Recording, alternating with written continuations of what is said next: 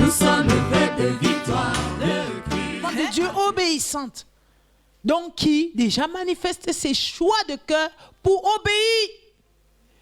Non plus à ses volontés dont il faut la croire. Non plus à ce que toi tu veux. Mais au Saint-Esprit. Amen. Donc il donne le Saint-Esprit. Choisis Dieu de tout son cœur. Le cœur, le choix, la croix. Le cœur, le choix, la croix. Il n'y a pas de choix spirituel sans la croix. Parce que dans le cœur, il y a ta vraie personne, tes motivations, ta pensée. C'est naturel. Dans le cœur, c'est comment? C'est naturel. Mais c'est Dieu qui apporte les éléments spirituels et te met devant le choix et t'amène à entrer dans le processus du choix spirituel, d'où la croix. Tu ne peux pas choisir spirituellement sans accepter la croix qui va bannir, anéantir les éléments de choix naturels. L'insistance sur le choix du cœur n'occulte donc pas l'action de la parole non plus, ni l'action du Saint-Esprit, ni celle du Saint-Esprit dans nos cœurs. Bien au contraire, c'est vraiment pour permettre que chacun soit devant la responsabilité de saisir que Dieu va agir dans le cœur de l'homme qui va accepter de lui donner son cœur. Amen. Il faut que tu acceptes de donner ton cœur. L'homme qui veut Dieu doit pouvoir déjà choisir Dieu de tout son cœur. Et puisqu'il n'est pas encore bâti, il va naturellement le faire. On a l'exemple déjà même de Pierre. Il va accepter, il va écouter la parole, ce choix de tout son cœur. Et va progressivement entrer dans l'apprentissage du choix spirituel. Dis à ton voisin, le choix spirituel, on apprend à choisir spirituellement. On apprend à choisir spirituellement. C'est le cœur qui a accepté, qui a déjà accepté Dieu, qui va apprendre à entrer dans le choix spirituel. C'est le cœur qui a déjà accepté Dieu qui va apprendre à entrer dans le choix spirituel. Donc nous avons l'exemple de Pierre, comme on l'a dit, n'est-ce pas? Amen. Donc la vie spirituelle, comprenons que la croix, c'est le processus dans lequel Jésus-Christ va nous conduire à entrer pour le suivre spirituellement avec nos cœurs. Donc il faut faire un choix spirituel avec le cœur.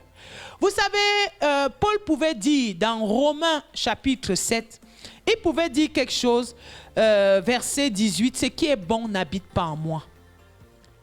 Alléluia. Tu ne peux pas entrer dans le choix spirituel sans avoir au moins eu l'illumination, sans avoir reçu l'Esprit de Dieu dans ton cœur, sans avoir eu la conviction de péché. Amen. Tu es convaincu de ton état. Tu vas où? Puisque si tu dis, je m'en vais choisir Dieu, dans ton cœur, ton état d'homme pécheur, tu vas toujours bousculer tes pensées. Tu vas appeler tes pensées les pensées de Dieu. Tu vas appeler tes voix les voix de Dieu. Tu vas appeler tes motivations, tes sensations, tes amours, tes attaches, les attaches de Dieu. Tu vas où? Amen. Paul pouvait le dire, que ce qui est bon n'habite pas en moi. Mais gloire soit rendue à Dieu par notre Seigneur Jésus-Christ qui est venu m'apprendre à nouveau à entrer dans les choix de Dieu. Et dans Romains 8, il nous montre que la loi de l'esprit de vie qui est en Jésus-Christ va nous affranchir de la loi du péché. Amen. En réalité, c'est pour nous dire quoi? Que pour entrer dans le choix spirituel, c'est un processus dans lequel Dieu va nous faire entrer en allant le suivre où? À la croix. Jésus dit dans Matthieu 16, 24, si quelqu'un veut venir après moi. Le cœur, c'est ce qui intéresse Dieu. 1 Samuel 16, 7 nous dit quoi? Dieu regarde au cœur. Le cœur est la partie centrale d'un individu et c'est l'endroit où siège sa volonté. Dis à ton voisin, ta volonté siège dans ton cœur. Ta volonté siège dans ton cœur. Tes objectifs sont dans ton cœur. Tes objectifs sont dans ton Tes cœur. pensées sont dans ton cœur. Tes pensées sont dans ton cœur. C'est tout ça que Dieu te demande de lui donner. Pour qu'il puisse bâtir maintenant ce qui est de lui. Alléluia. Alléluia. L'objectif de Dieu, donc, lorsqu'il regarde le cœur de l'homme, c'est d'avoir la suprématie totale. Tu aimeras l'Éternel, ton Dieu, comment? Deutéronome 6, 5. De tout ton cœur, de toute ton âme, de toute ta force. Tout ton cœur. Ce que tu aimes, dans ton cœur, tu dois le donner à qui? Pour aimer Dieu comment? De tout ton cœur. Parce que dans ton cœur, il y a tes amours. Amen. Selon toi. Tu aimeras l'Éternel, ton Dieu, de toute ton âme. Dans ton âme, il y a quoi? Ce que tu sais, ce que tu es, ce qui n'est pas bon, qui habite en toi. Comme tu es là. Le péché, tu es né pécheur. Tu avais mangé l'arbre de la connaissance du bien et du mal. Le péché habite en toi. Tes pensées, tes motivations, ta manière. Tu dois maintenant donner tout ça à Dieu. Alléluia. Tu aimeras l'Éternel, ton Dieu, de toute ta force. Mais qui te donne la force? C'est Dieu. Donc, partout où c'est ta force, tu dis, ma force, c'est ici. Va donner à qui? À Dieu. Chacun comprend là où c'est sa force. Parfois, même dans les langages, quand nous parlons souvent, on dit que, ah tiens, j'étais là, j'ai vu tel, il m'a méprisé, mais il ne savait pas combien, où se cachait ma force. À un moment donné, tu sais ce qu'il a fait? Quand il a vu telle chose, il a compris, il s'est dit, ah bon, c'est à toi? Je l'ai regardé en me disant, tu vois, c'est à moi, hein? C'est moi, c'est ma... Tu donnes ça à Dieu. Amen. Tu aimeras l'Éternel Dieu de toute ta force. Quelles sont tes forces, tes gloires, les choses pour lesquelles tu vas te montrer? Donne ça à qui? À Dieu. Donc, Dieu veut prendre la place centrale dans le cœur. C'est le cœur qui porte le péché et la mort. C'est le cœur aussi qui va porter la vie. C'est aussi le cœur de l'homme qui reçoit le salut. Amen. Oui. C'est le cœur. Donc tout, là-bas, il y a le péché, il y a la mort. Quand l'homme a pris l'arbre de la connaissance du bien et du mal, il a mangé. C'est ça qui forme l'ensemble de ses motivations. Viennent d'un arbre, qui n'est plus l'arbre de la vie. Mais c'est quel arbre? L'ensemble de tes pensées, l'ensemble de ce que tu es. Ça, si tu dois convertir, c'est comme quand on dit, c'est un type de parole, donc qui vient d'un arbre, l'arbre de la connaissance du bien, et qu'on appelle maintenant aujourd'hui quoi? Le péché, contenu ou dans ta nature. Si tu dois le convertir, c'est comme si tu prends des glaçons, tu vas dire ça c'est des glaçons, mais si tu laisses fondre au fond, ça va devenir quoi? De l'eau. Si tu prends tes motivations, tu vas dire ce sont mes motivations, mais au fond, la matière première c'est quoi? C'est un type de pas. Tes passions, tu vas dire, ce sont mes passions. Moi, j'aime. Mais tu as appris ça où? Si tu laisses fondre, c'est un type de pas. Le péché. C'est pour cela que Dieu maintenant apporte aussi un autre type de parole. La Bible dit que Dieu veut le cœur. C'est dans le cœur qu'il va mettre sa justice. Et il veut, la parole doit maintenant juger les sentiments de ton cœur. Hébreux 4:12, on va le lire. Car la parole de Dieu est vivante et efficace, plus tranchante qu'une épée quelconque à deux tranchants, pénétrante jusqu'à partager âme et esprit, jointure et moelle. Elle juge les sentiments et les pensées du cœur. Elle juge les sentiments et les pensées du cœur. La parole de Dieu. Est-ce que nous prenons conscience quand nous sommes face à une pensée que Dieu veut juger? Le jugement ici, c'est en réalité traiter. C'est un jugement d'amour. Il veut te donner la parole qui va te traiter. Parce que le jugement dernier, il n'y aura plus le temps de traiter. Et au jugement dernier, la Bible nous dit au son de la trompette, les morts vont se relever et ceux qui sont encore là vont changer. Et ce jugement dernier, chacun va passer devant qui? Devant Dieu. Et Dieu maintenant va te poser simplement une question. Est-ce que tu as entendu parler de qui? Tu l'as reçu, montre-moi.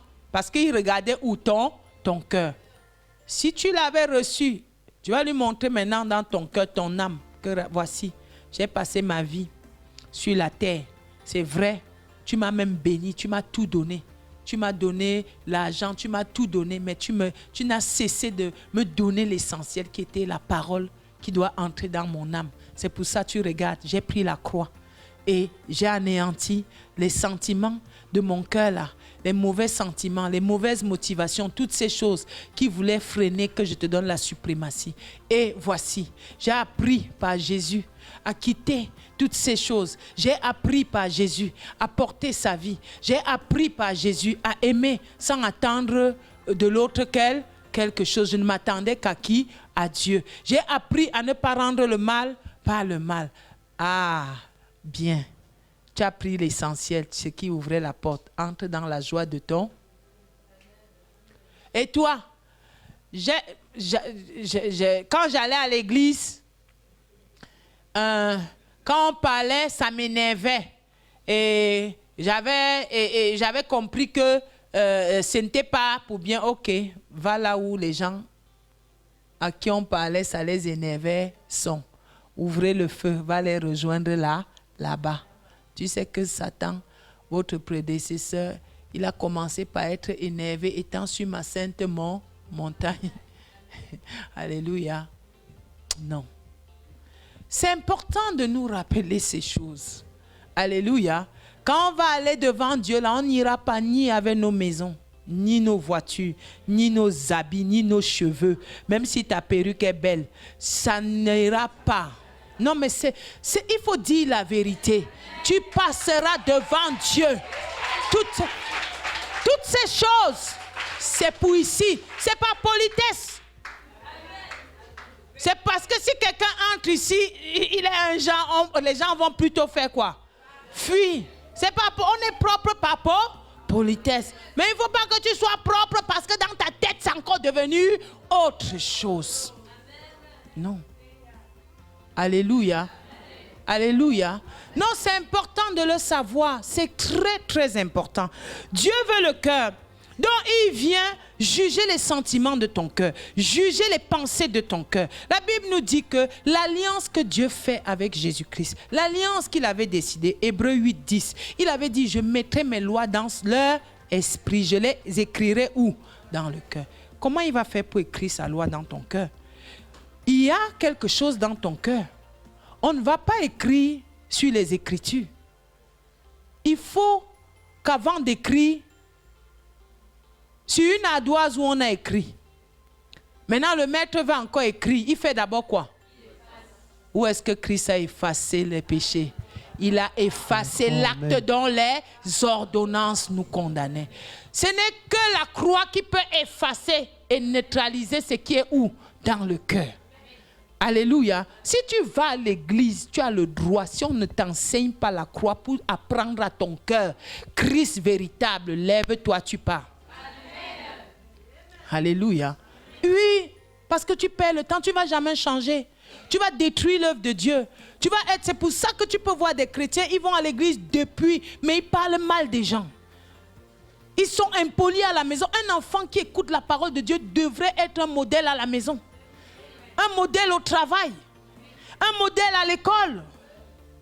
Alléluia. À cause de Christ. À cause de Jésus-Christ, tu t'arranges à être... Parce qu'il y a un témoignage de sa vie que tu as reçu où? Dans ton cœur. Alléluia. Que tu montres aux autres. Dieu veut le cœur. Il vient sauver l'homme qui ne s'est pas choisi spirituellement. Donc c'est Dieu qui va frayer lui-même le chemin pour apprendre à ton cœur à choisir. C'est Dieu qui va frayer le chemin. Il va apporter tous les éléments spirituels. Il va apporter tout ce qu'il faut. Pour qu'un choix s'opère depuis le cœur, il faut justement que ce cœur reçoive la compréhension de ce que c'est que la volonté de qui? De Dieu.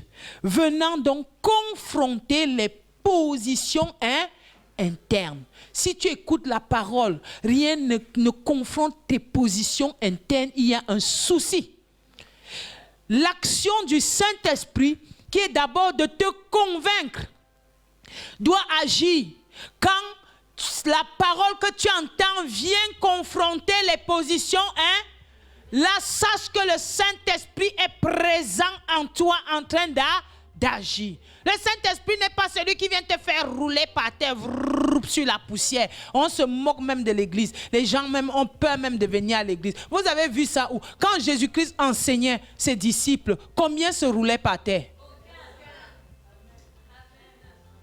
Et Pierre se roula par terre lorsque Jésus lui dit, arrière de moi, Satan. C'est ce qui est écrit. Et Pierre se roula par terre lorsqu'il dit, explique-nous la parabole de l'ivraie. Alléluia. En expliquant la parabole de l'ivraie, il se roula par terre.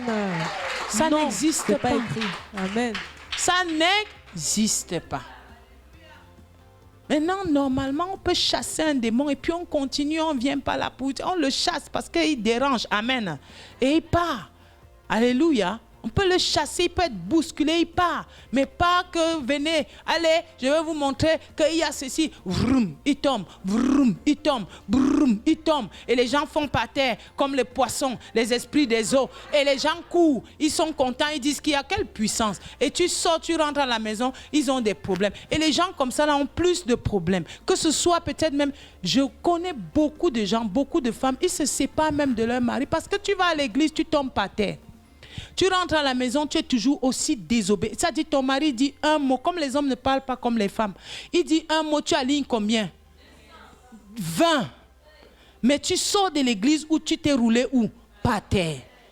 Et du jour au lendemain, on entend qu'il n'est plus. Le pasteur commence à dire que lui, il est un démon. Quel démon? Depuis quand le Jésus part chercher les démons dans les maisons des gens? C'est quand tu es devant lui, il traite le démon qui est dans ton cœur. Alléluia. Alléluia. Oui. Depuis quand il part chercher les démons dans les maisons des gens, dans les villages des gens? Les démons qui traitent, c'est celui qui est là. Arrière de moi, Satan. Pierre, c'est comment? Comment tu penses mal comme ça? Alléluia. Alléluia. Mais il ne part pas dire à Pierre que non, ta femme qui est chez toi là, c'est elle le dé. Depuis quand? Alléluia. Soyez bénis.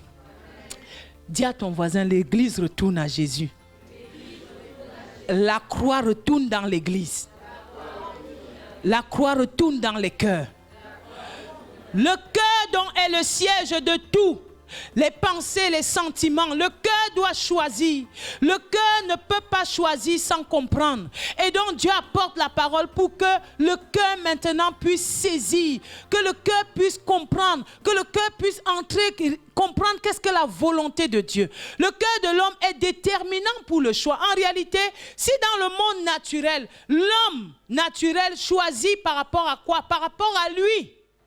Amen.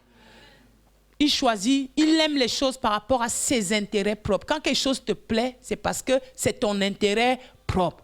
Mais maintenant, ton cœur doit apprendre à quitter ton intérêt. La Bible dit dans Philippiens 2, avant que Jésus, que regardez, considérez les intérêts des autres. Avant qu'on annonce comment Christ va à la croix. Il n'a pas regardé son intérêt à lui, mais il a regardé l'intérêt de qui? Des autres. Quand tu veux donner ton cœur maintenant à Dieu, tu commences à apprendre à quitter tes intérêts propres et personnels pour te tourner maintenant vers l'intérêt de Dieu, pour saisir la volonté de Dieu. Mais pour cela, il y aura maintenant confrontation entre ton intérêt propre et celui de qui? De Dieu. Où est-ce que maintenant, comment tu vas faire pour faire la volonté de Dieu? Parce que le cœur, c'est un état. C'est un état. Pour faire la volonté de Dieu, comment tu vas faire? Alléluia. Il faut faire quelque chose. Il faut passer par un processus par lequel le Seigneur lui-même est passé pour nous frayer le chemin.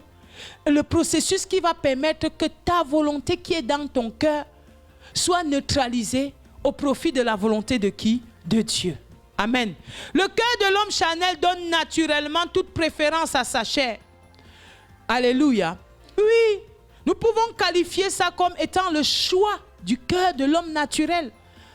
Sa préférence va être à sa chair. C'est pour cela que Jésus-Christ dit, si quelqu'un aime tout ce qui le concerne plus que moi, il n'est pas digne de moi. Tu aimes plus que moi. Tu aimes ton père, ta mère, ton enfant, ton travail, toi-même plus que moi. Il dit bien plus que moi. Mais c'est lui qui dit, honore ton père. C'est lui qui t'enseigne. C'est Dieu. Quand tu te donnes à Dieu, je vous assure, toutes les relations sont bien. Parce que c'est lui qui va t'enseigner à vivre correctement dans la relation que tu as. Il va t'enseigner à aimer ton père. à aimer ta mère. Et il va t'enseigner parce qu'il te dit, si tu aimes ton père ou ta mère plus que moi, tu n'es pas digne de moi. Mais quand tu viens aimer d'abord Dieu plus que ton père, plus que ta mère, Dieu maintenant t'enseigne à aimer ton père, à obéir à qui?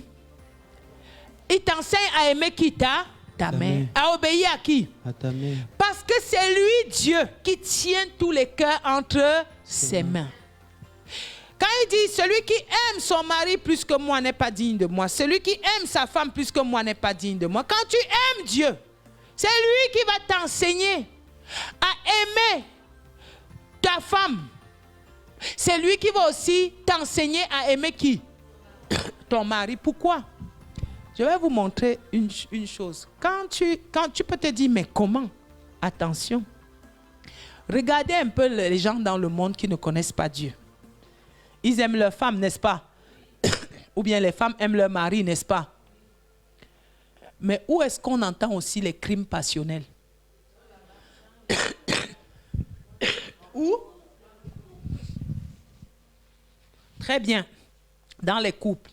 Où est-ce qu'on apprend? Pourquoi? Parce qu'ils vont aimer comme étant leur chose, leur propriété privée. Ils vont aimer dans le but d'asservir. Alléluia. Dans le but de faire quoi? Mais Dieu aime dans le but de servir.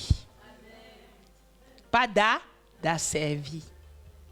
Dieu aime dans le but de servir.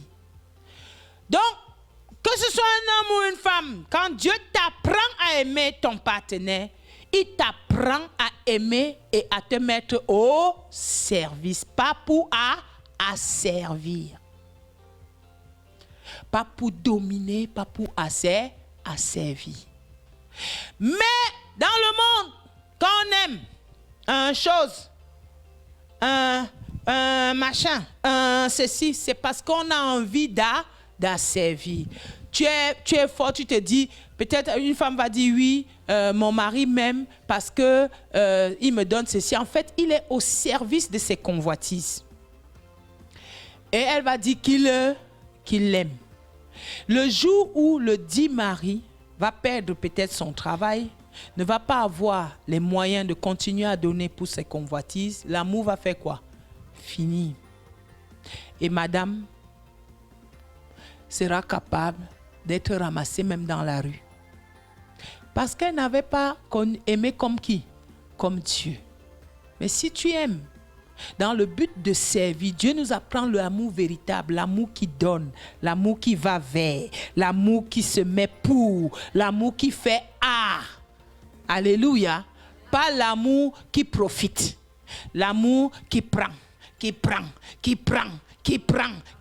Non. Mais imaginez maintenant, vous êtes un couple, vous avez tous les deux de Dieu. En réalité, en donnant, tu vas aussi faire quoi? Recevoir. C'est au fond ce que Dieu poursuit. Imaginez, vous êtes une communauté, vous tous, vous connaissez Dieu. En donnant, tu vas aussi faire quoi? Tu te lèves, tu pars, tu donnes. Chacun de nous réfléchit, se lève pour aller faire quoi? Donner. Chacun de nous réfléchit, se lève pour aller faire quoi? Donner. Tu tiens, tu te lèves, tu pars. Et arrivé, tu vois les mains de l'autre, il se tend vers toi. Tes mains aussi se tendent vers lui. Il prend et tu prends aussi. C'est ça Dieu. Alléluia. Mais même si tu tends et l'autre n'a pas, continue à faire quoi? Attendre. Pour prendre, il faudra bien qu'il sorte sa main de là où ça se trouve.